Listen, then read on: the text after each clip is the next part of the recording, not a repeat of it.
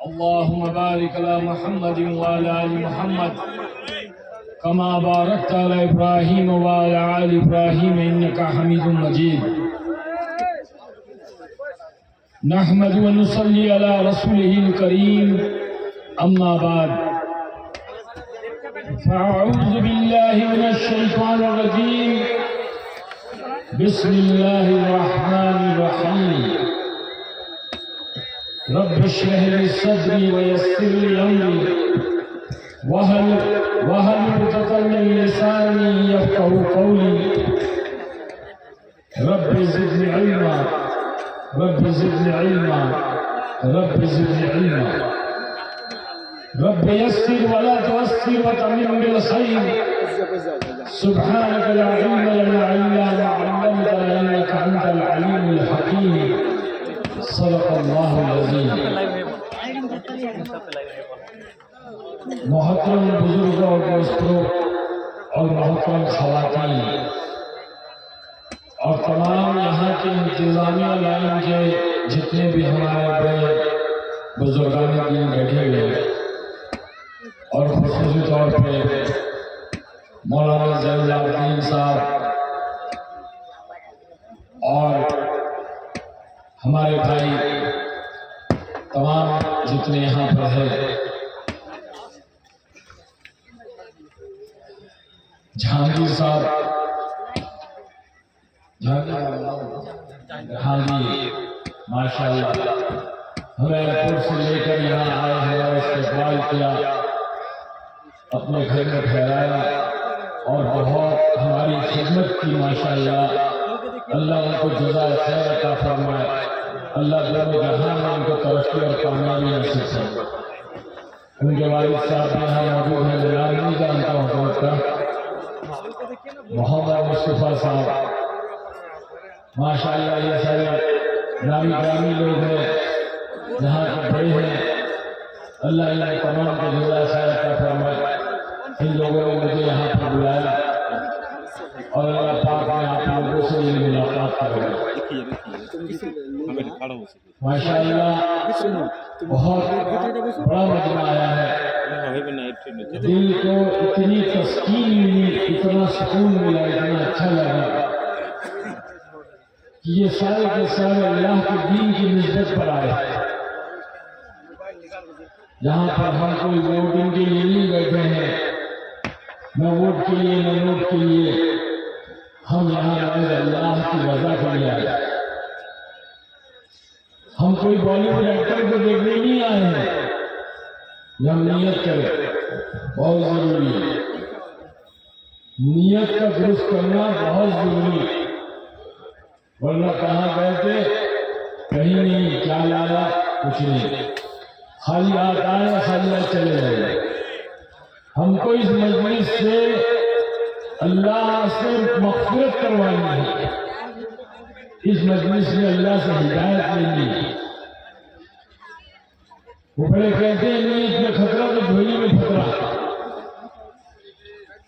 हम जो है अपनी नीयत दुरुस्त करें ये न देखे कि कौन आया है ये देखे कि क्यों आया है ये न देखे कौन कह रहा है ये देखे कि क्या कह रहा है हम ये सारे अल्लाह दिल में दुआ करें कि अल्लाह हमारे इस आने को मिलने को तेरे दीन की निस्बत पर जुड़ने को अल्लाह कबूल फरमा ले और इस मोहब्बत को अल्लाह अपनी मोहब्बत से बदल दे मेरे भाई बहनों को दोस्तों अल्लाह ने हमें ईमान वाला बनाया है इस निस्बत से हम सारे भाई सारे ईमान वाले पूरे आलम में पूरी दुनिया में जितने ईमान वाले हैं सब ईमानी भाई हैं ये ईमान अल्लाह ने बहुत बड़ी दौलत अता फरमाई है हम इसकी कीमत और कदर कर नहीं जानते अल्लाह ताला फरमाता है कि सारी कायनात को, सातों जमीन, सातों आसमान, सूरज, चांद, सितारे, जमीन पर जितने खजाने हैं, ये पहाड़ में जितने खजाने हैं, ये समुंदर में जितने खजाने हैं, ये तमाम की तमाम चीजों को, आसमानों में जितने सितारे हैं, सूरज, चांद, सितारों को अल्लाह फरमाता है कि तमाम को तराजू के एक पल्ले में रख दो और ये कलमे के बोल ला इलाहा इल्लल्लाह मुहम्मदुर रसूलुल्लाह एक कागज के पुर्जे पर लिख कर रख दो, तो ये कलमे का पल्ला वजनी हो जाएगा। ये अल्लाह ने ईमान की कीमत बतलाई, ये हमको अल्लाह ने बतलाया, ये हदीस कुदसी है, अल्लाह ने खुद फरमाया है मूसा अलैहिस्सलाम से। ईमान इतनी बड़ी दौलत अल्लाह ने दी। और दूसरी तरफ अल्लाह पाक ने ईमान वाले की कीमत को भी बतलाया, कहा कि जब तक इस रूहे जमीन पर एक ईमान वाला रहेगा, एक कलमा पढ़ने वाला रहेगा, एक अल्लाह अल्लाह कहने वाला रहेगा, हम तमाम दुनिया के निजाम को चलाएंगे। सारी दुनिया का निजाम चलेगा एक ईमान वाले की वजह से। और जिस दिन एक ईमान वाला नहीं होगा, अल्लाह फरमाता है जब क़यामत नाज़िल होगी, उस दिन हमें इस दुनिया की जरूरत नहीं, हम सारी दुनिया को तोड़ डालेंगे।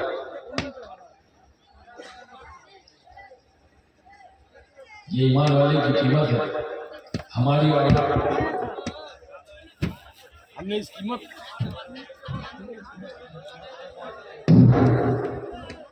इस कीमत को नहीं जाना, हमने अपनी कदर नहीं पहचानी, अपने आप को नहीं जाना कि अल्लाह ने हमें कितना कीमती बना करके भेजा। आज इस चीज की जरूरत है इस दुनिया में, और इसी के लिए मेहनतें हो रही है, मुख्तलिफ लाइनों से मेहनत हो रही है। दावत तबलीग की लाइन से मेहनत हो रही है, मदारिस की लाइन से मेहनत हो रही है, मकातिब की लाइन से मेहनत हो रही है, खानकाहों की लाइन से मेहनत हो रही है कि ईमान वाला अपनी कीमत को पहचाने।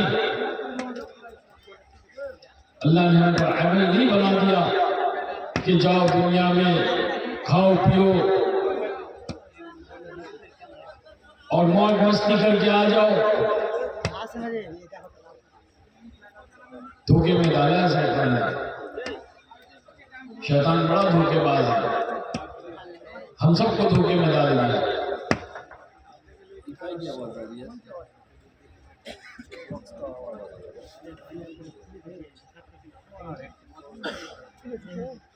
धोखे में डाल दिया हम सबको कि तुम तो ईमान वाले हो, मुसलमान हो, तुम्हें तो कुछ करना नहीं है, जाओ जानवर जैसी जिंदगी गुजारो, गैर ईमान वालों जैसी जिंदगी गुजारो और गुजार कर चले जाओ जहन्नम में। उसकी तो मेहनत नहीं है, इसीलिए तो दुनिया में आए हैं कि हमको बहकाए, हमको भटकाए, हमको गुनाहों में मुब्तला करे, अल्लाह के नाफरमानियों में मुब्तला करे। हाँ, उसका काम यही है, हर एक को धोखे में डाला है। मेरे भाई बुजुर्गों दोस्तों, आज इस बात की जरूरत है कि हम इस चीज को समझें और समझ करके जिंदगी को बसर करें। अल्लाह ने जिंदगी गुजारने के एतबार से नहीं दी है, अल्लाह ने जिंदगी संवारने के एतबार से दी। हम दुनिया में जिंदगी गुजारने के लिए नहीं आए हैं, हम दुनिया में जिंदगी संवारने के लिए आए हैं।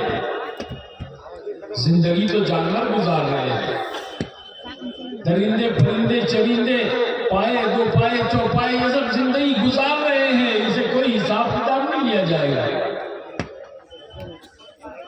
इनका कोई हिसाब नहीं, इनका कोई न जन्नत है न जहन्नम में इनके लिए, ये तो मिट्टी बना दिए जाएंगे। कहा कि हिसाब किताब के इंसान से लिया जाएगा।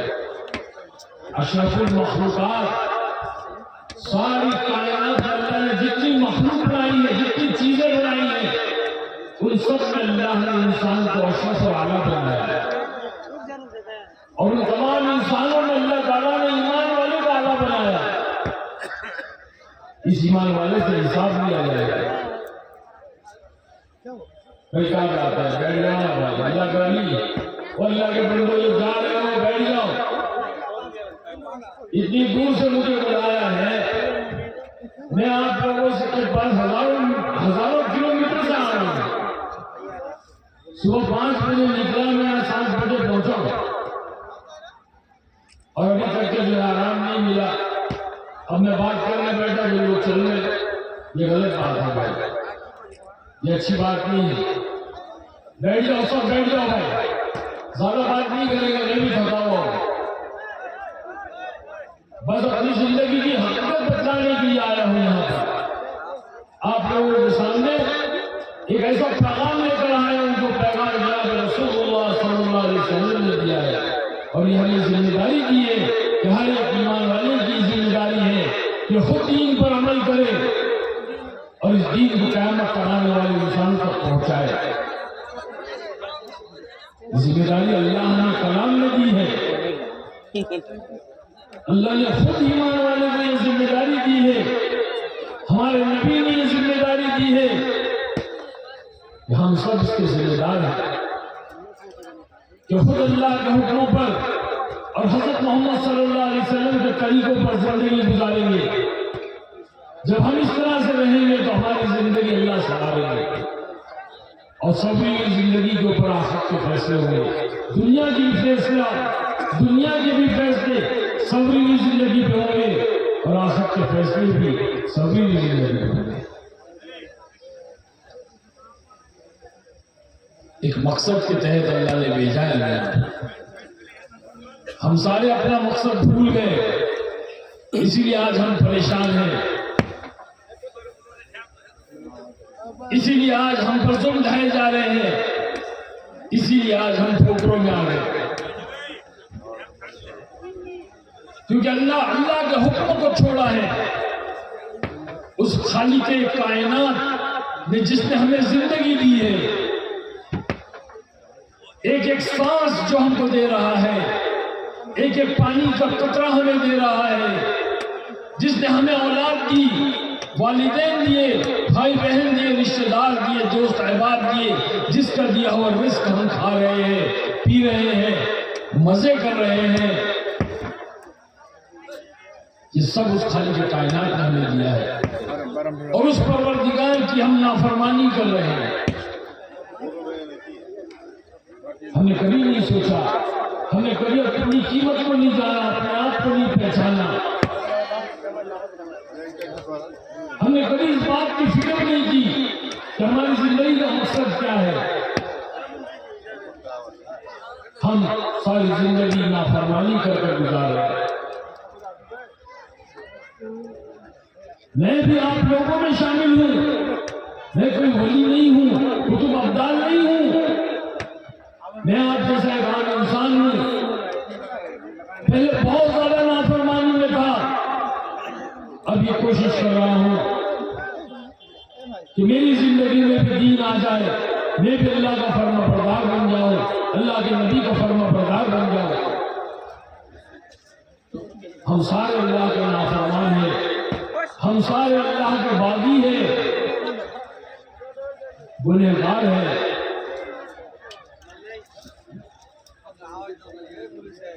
हमने नाफरमानी को कभी गुनाह नहीं समझा। आज हर एक दूसरे का नाफरमान है, छोटे अपने बड़ों के नाफरमान, बीवी अपने शौहर की नाफरमान, बच्चे अपने वालिदैन के नाफरमान, शागिर्द अपने असातिज़ा के नाफरमान, अपने उस्ताद के नाफरमान। हर कोई नाफरमानी कर रहा है और नाफरमानी को कोई गुनाह नहीं समझता। मैं आज आपको बताना चाहूंगा कि नाफरमानी कितना बड़ा गुनाह है। मेरे मोहतरम बुजुर्गों और दोस्तों और मोहतरम ख़वातीन, आसमानी दुनिया में सबसे पहला गुनाह जो सरजद हुआ है वो नाफरमानी है।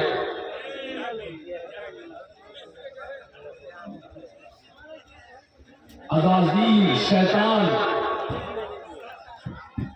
ये बहुत बड़ा आलिम था, फरिश्तों को सबक पढ़ाया करता था, जिन्नातों में से था जिसने सबसे पहले नाफरमानी की,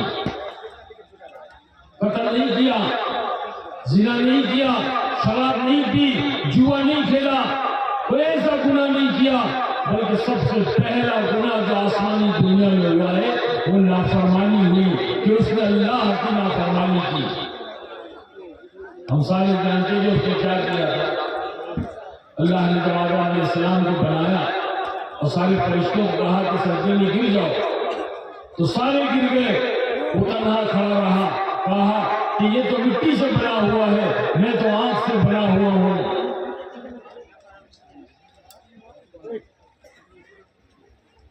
ये मिट्टी का है, मैं आग का हूं, आग ऊपर जाती है, मिट्टी नीचे जाती है, मिट्टी की कोई हैसियत नहीं है।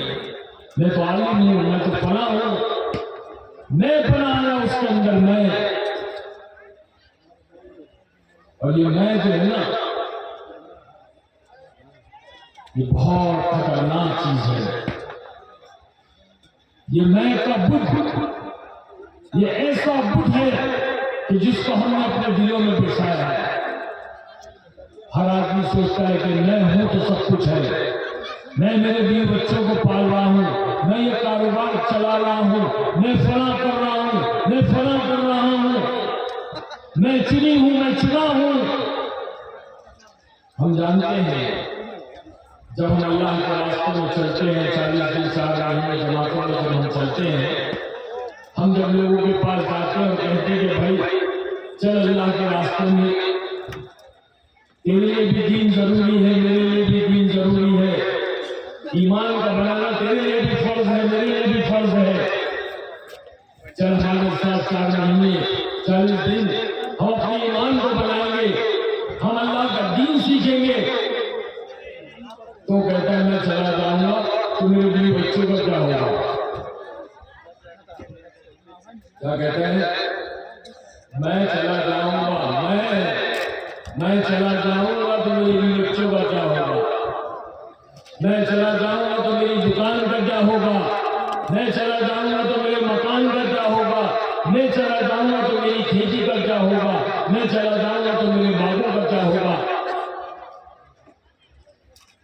आज का मुसलमान अपने दिल के अंदर मैं का बुत बैठाया हुआ है, और जब तक हम इस मैं के बुत को अपने अंदर से नहीं निकालेंगे, अल्लाह दिलों में नहीं आएगा। ये कलमा ला इलाहा इल्लल्लाह मुहम्मद रसूलुल्लाह हमारे दिलों के अंदर नहीं उतरेगा। कहते हैं कि जब दिल के अंदर कलमा होगा तो मौत के वक्त जुबान पे कलमा आएगा और ये कहेगा अशहदु अल्ला इलाहा इल्लल्लाह व अशहदु अन्ना मुहम्मदन अब्दुहु व रसूलुहु, और इसका खात्मा ईमान पर होगा। हमने तो अपने आप को खुदा बना रखा है। हम समझ रहे हैं कि जो है हम हैं तो सब कुछ कर रहे हैं, सब कुछ चल रहा है, इसीलिए अल्लाह के हुक्मों को छोड़ो, नमाजों को छोड़ो, अल्लाह की नाफरमानी करो, क्योंकि सब कुछ तो हम कर रहे हैं। माशाअल्लाह जवान माए तैयार के बंदे ने माँ के नाम का दिया है, अल्लाह कबूल फरमाए।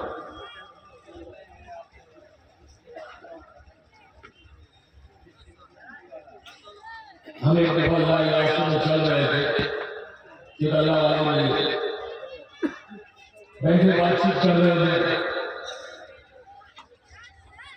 तो मुझसे पूछा, बुजुर्ग थे, कहने लगे आगे भाई ये बताओ कि बकरियां क्यों कटती है? मैंने कहा खाने के लिए कटती है। बोले हाँ बेशक खाने के लिए कटती है, लेकिन बहुत ज्यादा तादाद में कटती है, रोजाना कटती है, पूरी दुनिया में कटती है, लाखों की तादाद में कटती है, और फिर बकरीद के वक्त में तो बेहिसाब कटती है। तो मैंने कहा बिल्कुल कटती है। तो पता है ये इसलिए कटती है क्योंकि मैं करती हूँ। समझ में आ रही बात? अरे बोलो इसलिए करती है क्योंकि मैं करती है। तो मुझे बड़ी हंसी आ गई। फिर कहा पता है करने के बाद क्या होती है? इसकी खाल को उधेड़ा जाता है, इसकी अंतड़ियों को निकाला जाता है, इसकी बोटी बनाई जाती है, इसका कीमा बनाया जाता है, फिर इसको तला जाता है, गरम गरम तेल में पकाया जाता है, अंगारों पर भुना जाता है और इसको मिर्ची मसाले लगाए जाते हैं और इसको फिर खाया जाता है। फिर खाकर इसको गलाजत बना करके निकाल दिया जाता है। क्यों है ये सब? क्योंकि मैं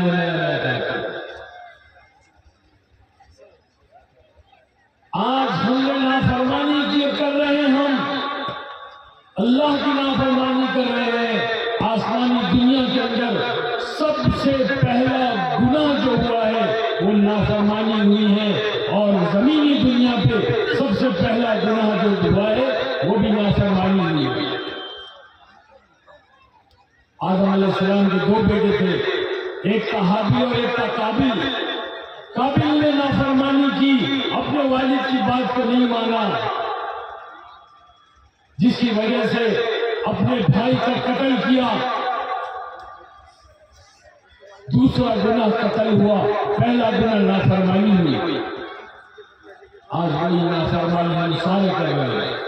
अल्लाह की नाफरमानी कर रहे हैं, अल्लाह के रसूल की नाफरमानी कर रहे हैं।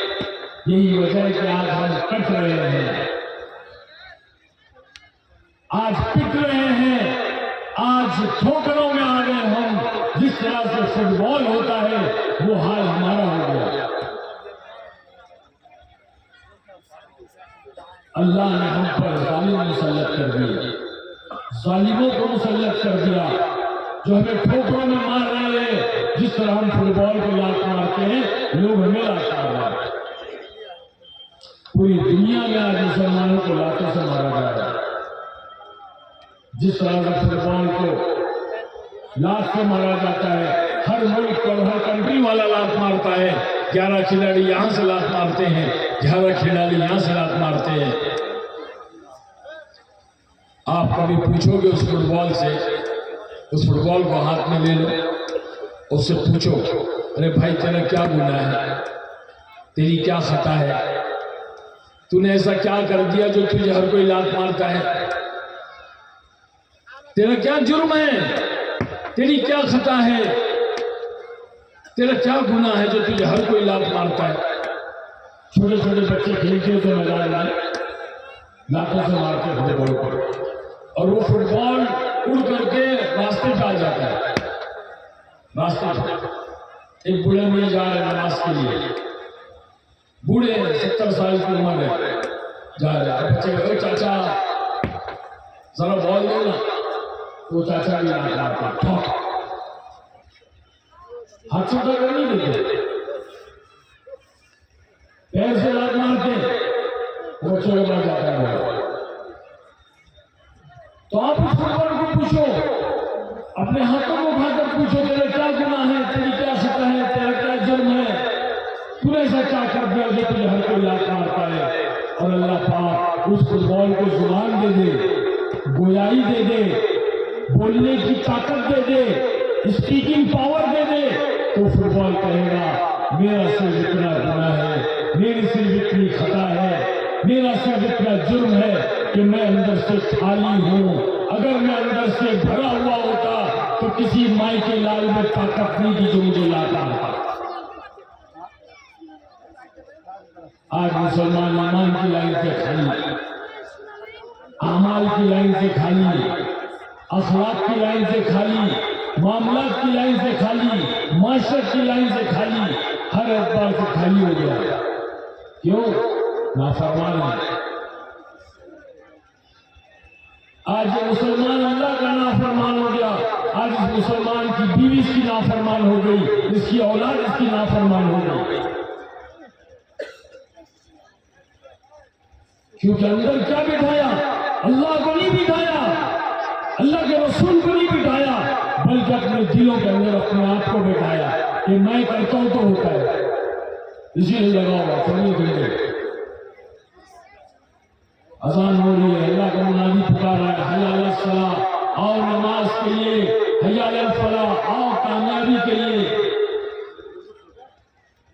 तो ये बोलता है कि नहीं भाई मैं करूँगा तो होगा ना, नमाज जाऊँगा तो काम कैसे होगा, तो काम में लगा हुआ है।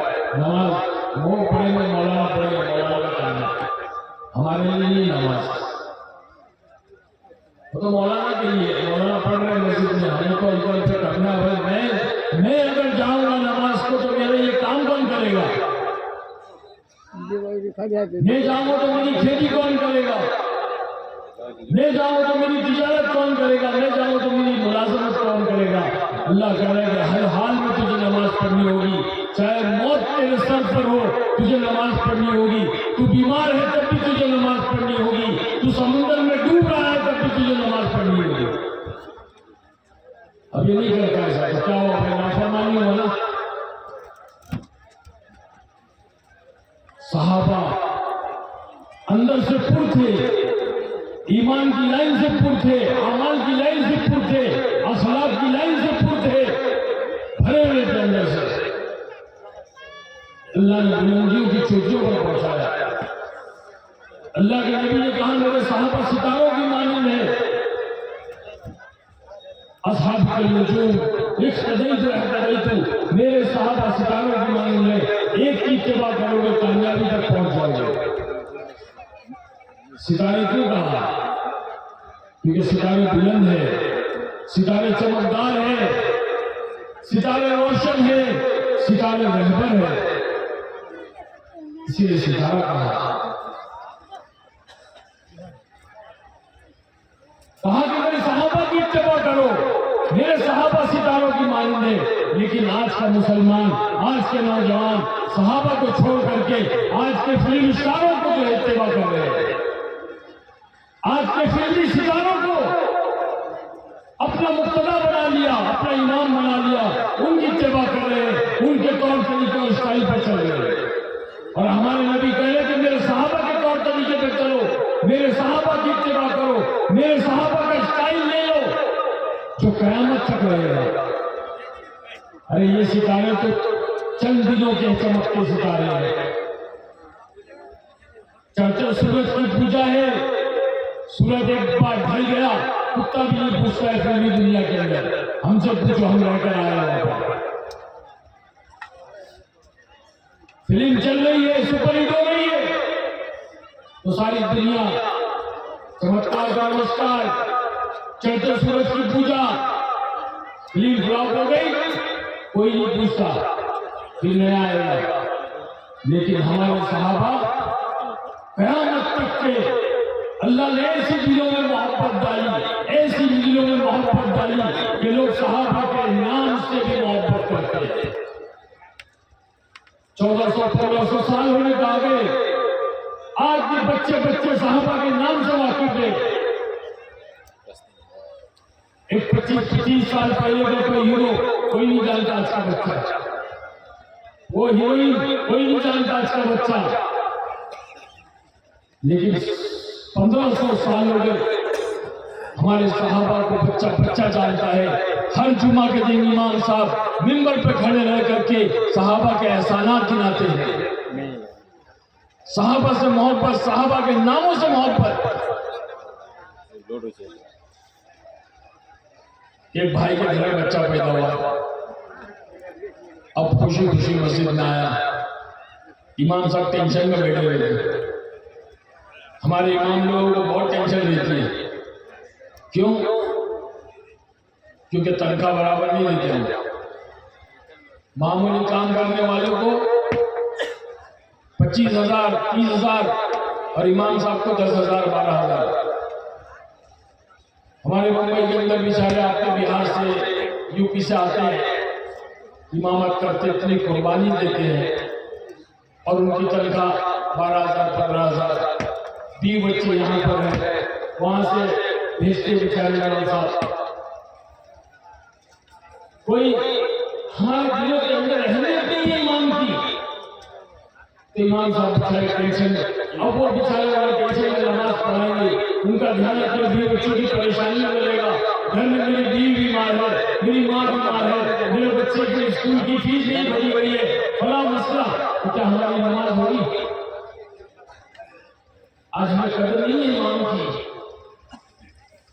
हम दुनिया की फालतू चीजों के अंदर हजारों लाखों रुपए खर्च कर देते, लेकिन कभी इमाम को कुछ हदिया नहीं देते। तो इमाम साहब बेचारे टेंशन में बैठे हुए थे, और भाई आया खुशी खुशी, इमाम साहब मेरे घर में बैठा हुआ है, तो अच्छा सा नाम बताइए। इमाम साहब अच्छा ठीक है, क्या नाम बताओ? बोले कोई अच्छा नाम बताओ, कोई लेटेस्ट नाम बताओ। लेटेस्ट नाम? अच्छा लेटेस्ट नाम? बोले ऐसा नाम कि किसी का भी ना हो, ऐसा नाम बताओ, लेटेस्ट नाम बताओ और किसी का भी ना हो और भी कुरान हदीस में भी हो।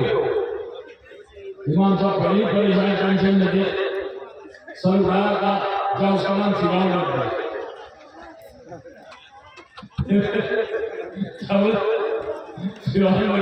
एकदम लेटेस्ट, किसी का भी नहीं है और कुरान हदीस में भी है। अरे क्या इमाम साहब क्या बात कर रहे हो, ये बड़ी नाम है, अच्छा नाम बताओ। बोले जाए नमरूद रख दे, किसी का भी नहीं है और कुरान हदीस में भी है। फुल टेंशन है, इमाम साहब क्या बात कर रहे हो आप, ऐसे कैसा नाम बता रहे हो? क्यों भाई क्या होगा? नहीं बोले वो तो अल्लाह का बागी था, अल्लाह का नाफरमान था, अल्लाह का दुश्मन था, काफिर था। तो मैं नमरूद को नहीं, वो तो जालिम था, अल्लाह ने उसके सर पे जूते मरवाए, उसके सर में मच्छर घुस गया उसकी नाक में, उसको भेजा खा गया। नमरूद तो बड़ा जालिम था। नहीं वैसा नहीं।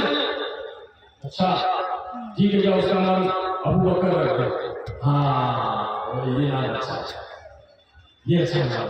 और बताओ ना, बोले जाओ उमर रख दे। हाँ ये भी बहुत अच्छा है। जाओ उस्मान रख दे। हाँ ये भी अच्छा है। जाली रख दे, ये भी अच्छा है। अब खुशी खुशी जाने लगा। इमाम साहब इधर अबू बकर ने तुझे क्या दिया? उमर ने तुझे क्या दिया? उस्मान ने तुझे क्या दिया? अली ने तुझे क्या दिया? रज़ी अल्लाह तआला अन्हु कहने लगा, नहीं ये तो अल्लाह के महबूब है, अल्लाह के प्यारे हैं, अल्लाह के नबी के दोस्त थे, इन्होंने तो अपनी जान और माल कुर्बान कर दिया दीन इस्लाम के लिए, जिसकी वजह से आज हम मुसलमान हैं, इसलिए मुझे ये नाम बहुत प्यारे हैं। तो कहा कि सहाबा के नामों से भी मोहब्बत।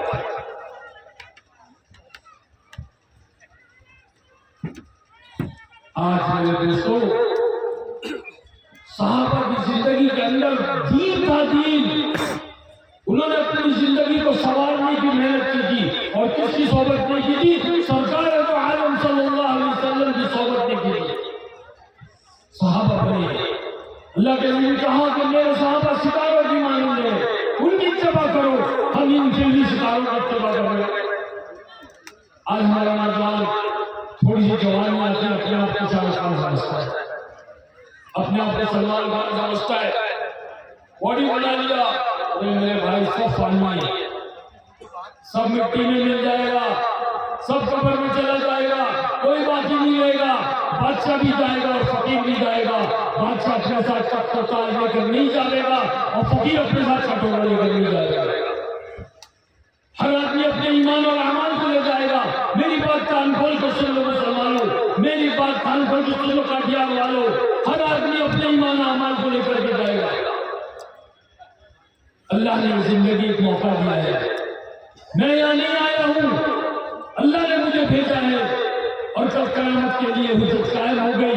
कल कोई ये नहीं कह सकता हमें कोई कहने वाला नहीं आया था, कोई समझाने वाला नहीं आया था, कोई बतलाने वाला नहीं आया। वरना इस दुनिया से निकलना कोई मामूली बात है। वो ऐसी चमक धमक की जिंदगी और चमक धमक की दुनिया, इज्जत दौलत शोहरत दौलत जिसके पीछे दुनिया भागती है, वो चारों चीजें हमारे कदमों में थी।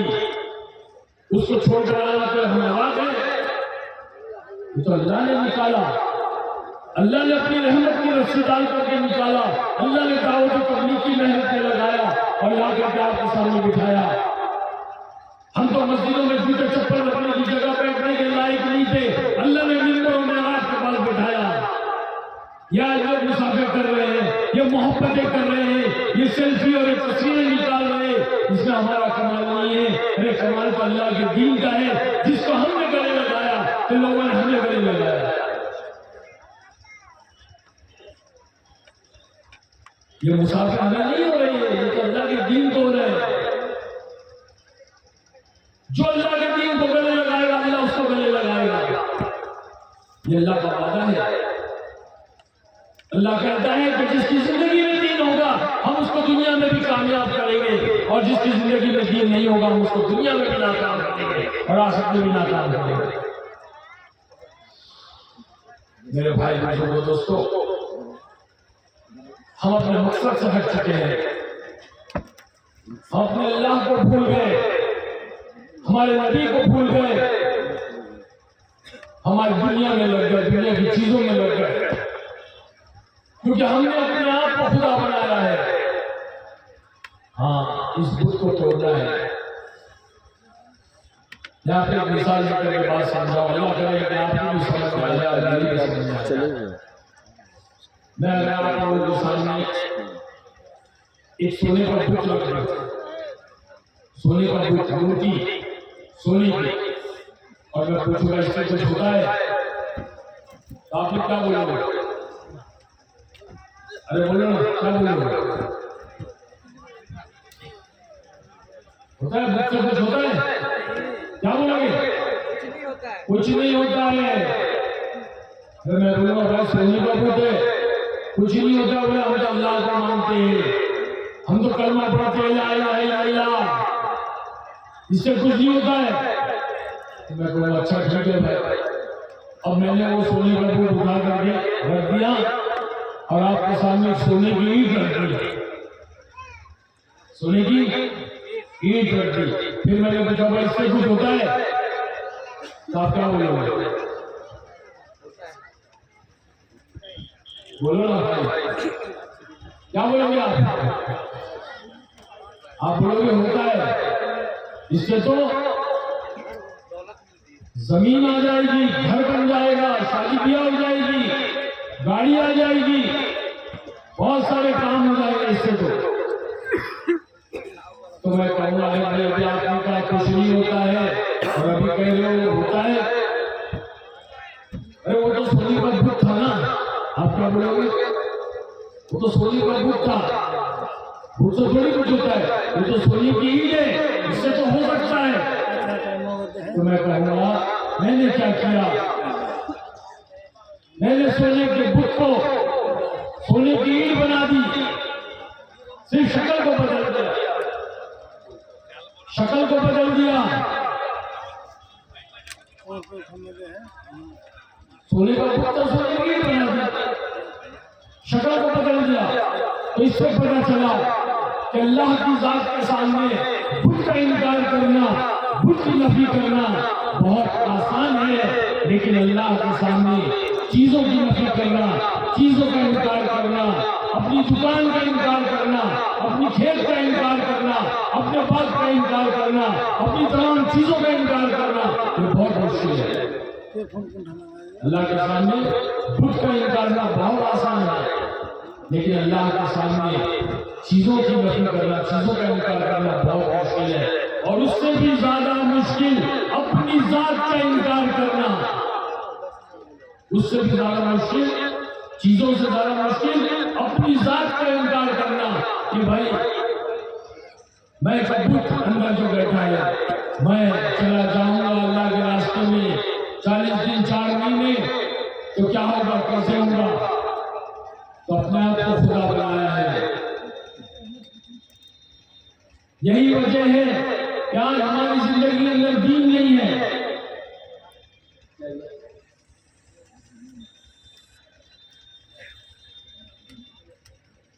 तो भाई हमारा भी यही हाल था, हम कोई बुत के भुले हुए नहीं है, कोई वली अल्लाह नहीं है, अल्लाह के रास्ते में चलते रहते हैं, दीन सीखते रहते हैं, दीन सीखने के लिए जद्दोजहद करते रहते हैं, दावत तबलीग की मेहनत में लगे हुए रहते हैं, क्योंकि हमारी जिंदगी जो बदली है वो दावत तबलीग की वजह से बदली है। जैसे मैंने बताया कि कुछ नहीं जाएगा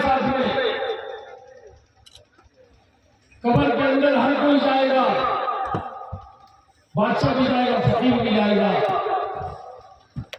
हमारी जिंदगी किस तरह बदले मैं आपको मुख्तसर बताना चाहता हूं।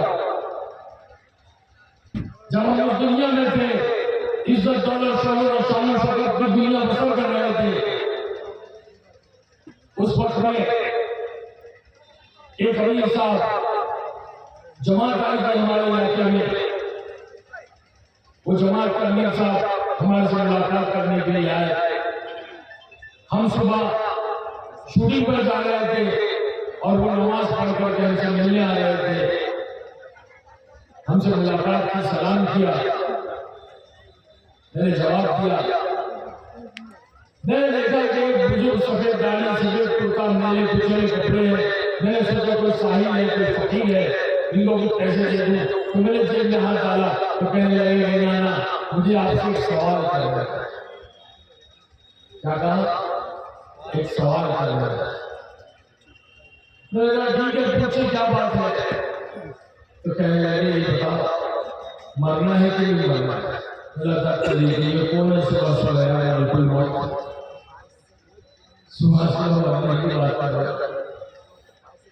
बहुत गुस्सा आया। मैंने बड़े कहा, हाँ पहले आपको मरना, बाद में मुझे मरना। तो हंसने लगे, कहा हाँ पहले मुझे मरना, बाद में आपको मरना। मैंने तो ऐसे कहा जैसे कि मैं खुदा हूं, जानता हूं किसको पहले मरना है। अरे कोरोना में हमने देखा, आपने भी देखा होगा कि दादा के कांधे पे पोते का जनाजा और बाप के कांधे पे बेटे का जनाजा। देखा ही नहीं देखा भाई? अरे बोलो ना, आप लोग तक भूले हैं क्या भाई? पोते क्यों नहीं देखा कि नहीं देखा है? हाँ ऐसा बोलो भाई, तकलीफ बयान बोलिए, बोला मुजाकरा हो रहा है, ये फिक्रें आनी अपने अंदर। तो मैंने कहा आपको मरना है, बाद में मुझे मरना है। तो कहने लगे हाँ पहले मुझे मरना है, बाद में आपको मरना। बताइए, ये बताओ कि कब्र के अंदर गाड़ी जाएगी या गाड़ी जाएगी? दूसरा सवाल, कब्र के अंदर गाड़ी जाएगी या गाड़ी जाएगी? गुस्से में जो था, कहा चाचा आपका दिमाग खराब हो गया, कब्र के अंदर गाड़ी कैसे जाएगी? कब्र के अंदर गाड़ी जाएगी। तो कहने लगे हाँ कब्र के अंदर गाड़ी नहीं जाएगी, कब्र के अंदर तो गाड़ी जाएगी। तो फिर गाड़ी वाली जिंदगी के लिए ज़ाया क्यों करते हो? दाढ़ी वाली जिंदगी क्यों नहीं इख्तियार करते? दाढ़ी वाली जिंदगी तो जनाब रसूलुल्लाह सल्लल्लाहु अलैहि वसल्लम की जिंदगी। बस ये कहकर सलाम करके चले गए। मेरे भाई बहनों दोस्तों, वो बात मेरे दिल पे ऐसी लगी कि बस दुनिया ही बदल गई। मैं सोच में पड़ गया, ये दाढ़ी वाली जिंदगी क्या है जो रसूलुल्लाह सल्लल्लाहु अलैहि वसल्लम की जिंदगी है। मैं उस जिंदगी की तलाश में लग गया और तलाश करते करते यहाँ तक पहुंचा हूँ। अब ये इंतजार है कि कब ये गाड़ी जो है कब्र के अंदर जाएगी। ये गाड़ी की सुन्नत कोई मामूली सुन्नत नहीं है। जब आदमी मर जाता है, मुसलमान मर जाता है, तो ये सुन्नत कब्र के अंदर साथ में जाता है। सारी सुन्नतें, सारे अमल फरमाया कि जो है ये इसमें सबसे अहम चीज है। मेरे भाई दोस्तों, रात को ये जमात आई थी, कुछ दिनों के बाद वो इंग्लैंड से जमात आई। उस जमात के अंदर एक अमीर साहब के डॉक्टर थे, मुझसे मुलाकात के लिए आए, बैठे अंग्रेजी इंग्लिश में बात की 1 घंटा। मैं उनके पास उन्होंने मुझे तशकील की 3 दिन 40 दिन 4 महीने की तशकील नहीं की, बल्कि उन्होंने इससे कितना कहा कि हमारे साथ नौजवान बच्चे इंग्लैंड से आए हुए, आपकी सारी फिल्में देखी है, आपके फैन हैं, आपसे मिलना चाहते हैं, आप मरकज में आकर उनसे मुलाकात कर लें। मैं बच्चों से मिलने के लिए मरकज गया, बयान चल रहा था, मैंने बयान सुना। बयान सुनने के बाद मैं उस बच्चों से मुलाकात की। मुलाकात करने बच्चों के कहने पर मैं उस मस्जिद में रात को कयाम किया। उन्होंने कहा कि आप आज मस्जिद में अल्लाह के घर की चटाई पे हमारे साथ सो जाओ, हम इतनी दूर से इंग्लैंड से आ रहे हैं, आप आज हमारे साथ में मस्जिद की चटाई में अल्लाह के घर में सो जाओ। बार बार कहने लगे अल्लाह के घर में मस्जिद की चटाई पर सो जाओ, तो दिल में खौफ से तारी हो गया। मैंने कहा ठीक है, मैं आज आप लोगों के साथ में अल्लाह के घर में मस्जिद की चटाई में सो जाता हूँ। मेरे बुजुर्गों दोस्तों, बस वो सोना क्या था कि अल्लाह ने वो हिदायत दी और वो जिंदगी बदली। ऐसी नींद आई जो बड़े बड़े जो है 5 स्टार होटलों में नरम नरम गद्दों पे एयर कंडीशन कमरों में और शराब के नशे करने के बाद जो नींद नहीं आती थी, अल्लाह ने उस मस्जिद की चटाई में वो सुकून की नींद अता फरमाई कि दुनिया ही बदल गई। यह दावत का काम, यह दावत की मेहनत कि हम जैसे ना जाओगे कितने लोगों की जिंदगियां बदल रही है, कितने लोगों की जिंदगियां इस मेहनत के जरिए से बदल रही है। मेरी ये चाहत है कि आप लोग भी इस मेहनत के अंदर लगो, अपनी जिंदगी अंदर अल्लाह के दीन को लाओ, अल्लाह के फरमाबरदार बनो, अल्लाह की नाफरमानी को छोड़ दो। अल्लाह की रहमतें नाज़िल होगी, बरकतें नाज़िल होगी। अल्लाह दुनिया में इज्जत की जिंदगी देगा, इज्जत की रोटी रोजी देगा, अल्लाह का वादा है, और आखिरत में हमेशा हमेशा की जन्नत देगा। ये दुनिया वालों की चमक धमक, इनकी माल और दौलत, ये सब यही खत्म हो जाएगा। 4 दिन की जिंदगी, फिर अंधेरी रात। मेरे भाई भाई दोस्तों, इस मजलिस के अंदर ये नियतें करो, ये इरादे करो कि हम अल्लाह के दीन का काम करेंगे, हम अल्लाह के फरमाबरदार बनेंगे। हमारी माँ बहनें बैठी हुई है, ये भी नियतें करें कि हम अल्लाह के दीन को सीखेंगे, अपने घर के मर्दों को, अपने शौहर को, अपने बेटे को, अपने भाई को, अपने वालिद को प्यार मोहब्बत शफ़क़त से समझाकर अल्लाह की राहों में भेजेंगे और दीन सीखेंगे। दीन सीखने के लिए हमारे इलाके में मदरसे में अपने बच्चों को दाखिल कराएंगे, ताकि वो बच्चे जा करके अल्लाह के कलाम को सीखे, हाफिज़ कुरान बने, आलिम दीन बने, दीन के दाई बने। हमारी नस्लें, आने वाली नस्लें, अगर हमने अभी तौबा नहीं की, अपनी जिंदगी को तब्दील नहीं किया, तो आने वाला वक्त बहुत खतरनाक है। दुश्मन, इस्लाम के दुश्मन आज हम पर ऐसी साजिशें कर रहे हैं, ऐसी प्लानिंग कर रहे हैं, अपने बच्चों को दीन से और ईमान से हटाने के लिए हद तक इंतजाम कोशिश कर रहे हैं, और उनको शराब के नशे में, जुओं में, और जो ड्रग्स के अंदर, और ना जाने कैसे कैसे नशों के अंदर मुब्तला करने के लिए बहुत बड़ी साजिश चल रही है। इसलिए मेरे भाई भाई और दोस्तों, मैं आप लोगों के सामने हाथ जोड़ कर इंतजार करता हूँ कि अपने आप को भी दीन पर लगाओ और अपने बच्चों को भी दीन पर लगाओ। उसके लिए सबसे बेहतरीन रास्ता, आसान रास्ता दावत तबलीग की मेहनत है, जिसके अंदर अपने बच्चों को अपने आप को लगाओ। इसीलिए अल्लाह ने भेजा है, यही पैगाम लेकर के मैं आया हूँ। और मैं चलता रहता हूँ पूरे हिंदुस्तान में, एक एक इलाकों में जाता हूँ, वहाँ का हालात का अहवाल देखता हूँ। मेरे दोस्तों, मेरे दिल रोता है कि मैं कैसे अपने भाइयों को समझाऊं कि भाई ये सारी दुनिया के ये पैसे, ये चीजें, ये सब बेकार है, हमने सब इसको ठोकर मार दिया। अल्लाह ने रोजी का वादा किया है, वो रोजी का जिम्मेदार है, वो रोजी देता है। हमें इतनी मेहनत करना है जितना अल्लाह ने हमें किया है। अल्लाह को मुनादी पुकारे, वो फौरन मस्जिद में आदमी चला जाए। हाँ, अल्लाह ने हमको इख्तियार इतना दिया कि एक पैर उठा सकते, 2 पैर नहीं उठा सकते। हम 2 पैर उठा रहे हैं, जिसकी वजह से हम डूब जा रहे हैं, हमारी कमर टूट जा रही है, हमारी हड्डियां टूट जा रही है। अल्लाह ने एक पैर उठाने का इख्तियार दिया, बस एक पैर उठाओ, इतनी मेहनत करो कि जितनी जरूरत है। ज्यादा मेहनत करने से रोज़ नहीं बढ़ जाएगी, कम मेहनत पर भी अल्लाह ज्यादा रोज़ देता है, और ज्यादा मेहनत करने वालों को कम रोज़ देता है। अल्लाह का निजाम है, अल्लाह जिसको चाहता है उसको उसको देता है। अल्लाह अमाल की बुनियाद पर देता है, क्योंकि अल्लाह ने लफ्ज़ अमाल के अंदर माल को छुपा के रखा है। लफ्ज़ अमाल के अंदर अल्लाह ने माल को छुपा के रखा है। दोस्तों, मेरी बात ध्यान से सुन लो।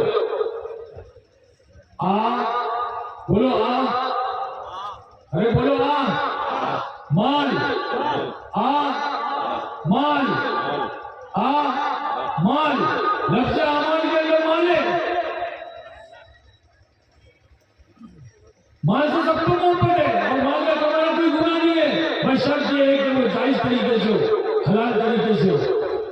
जायज तरीके से कमाए और जायज तरीके से खर्च करे, हलाल तरीके से कमाए, हलाल चीजों पर खर्च करे, लोगों का हुकूक अदा करे। तो ये माल आपके लिए रहमत है।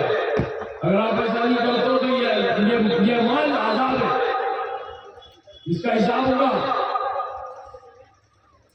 तो लफ्ज़ अमाल के अंदर माल को छुपा रखा है। और सबसे बड़ा अमाल क्या है? नमाज, जिसको आज मुसलमान छोड़ रहा है।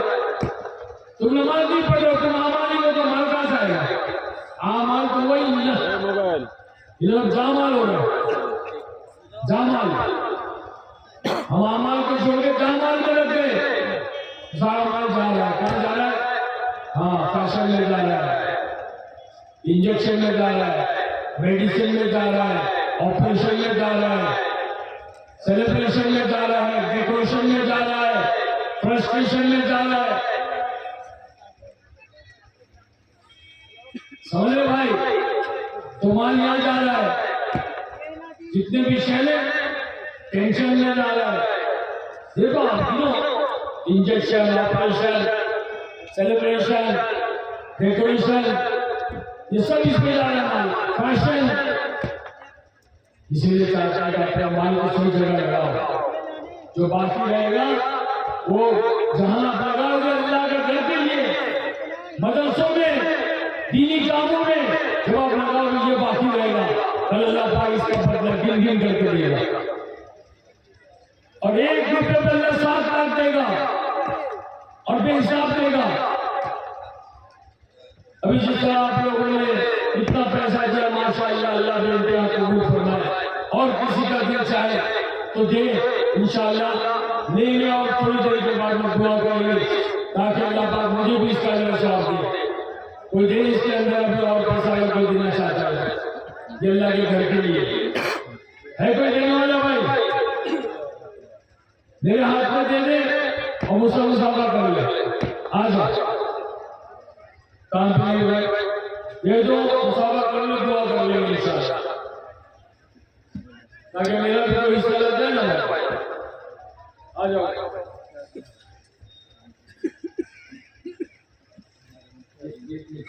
थोड़ा कुर्सी आगे बढ़ा लीजिए मेरे साथ। ये थोड़ा आगे टेबल हटा लीजिए, टेबल तो हटा लीजिए। माशाल्लाह, आपको गले नहीं, गले के लिए 1 लाख रुपए। और बड़ी बड़ी नोट दो भाई मेरे हाथ में, छोटी नोट नहीं देना। इधर है बड़ी में, माशाल्लाह, हरी पत्ती तो गांधी जी, माशाल्लाह। ना और कौन?